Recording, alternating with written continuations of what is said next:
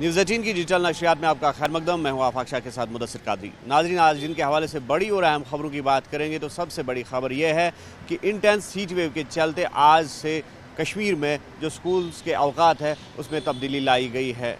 अब जो director of school education है उन्होंने ऑर्डर्स इजरा किए हैं कि जो म्यूनसिपल लिमिट्स के यानी कि म्यूनसिपल हदूद में जो स्कूल ऑपरेट करते हैं उनकी टाइमिंग सुबह 8:30 बजे से दिन के 2:30 बजे तक रहेगी। यानी कि सुबह 8:30 बजे स्कूल खुलेंगे और दिन के 2:30 बजे तक जो तदरीसी सरगर्मियाँ हैं वो इन स्कूल्स में जारी रहेंगी। और इसी तरह से जो नॉन म्यूनसिपल लिमिट्स में स्कूल ऑपरेट करते हैं यानी कि शहर श्रीनगर के बाहर के हदूद में जो अब स्कूल्स ऑपरेट करते हैं तो उनकी टाइमिंग सुबह 9 बजे से दोपहर 3 बजे तक रहेगी। यानी कि सुबह 9 बजे स्कूल खुलेंगे और 3 बजे स्कूल बंद रहेंगे और इसी बीच जो तदरीसी सरगर्मियाँ हैं वो इन स्कूलों में जारी रहेगी।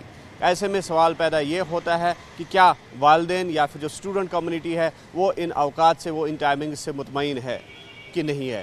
तो जिस हवाले से अगर वालिदैन की बात करेंगे तो उनका ये कहना है कि अगर स्कूल अवकात में तब्दीली लाई गई है तो बाज़ाब्ता तौर पर directorate of school education Kashmir morning timings इजरा करे। यानी कि अगर मॉर्निंग्स में स्कूल खुलते हैं तो वो दोपहर बंद होने चाहिए और दोपहर तक ही ये तदरीसी सरगर्मियाँ जो है वो जारी रखी जानी चाहिए ताकि जो हीट वेव चल रही है इसका असर बच्चों पर ना पड़े।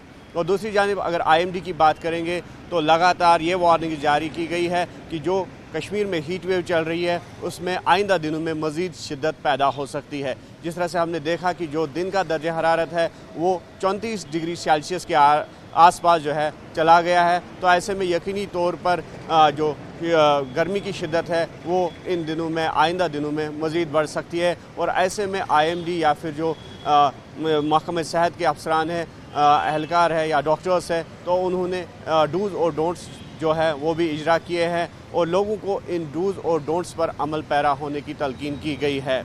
दूसरी जानिब लगातार हम देख रहे हैं कि जो जम्मू कश्मीर का टूरिज़म अराइवल ग्राफ है उसमें नुमाया कमी जो है वो वाक़या हो रही है और लगातार जो टूरिज़म इंडस्ट्री है वो डिक्लाइन पे है।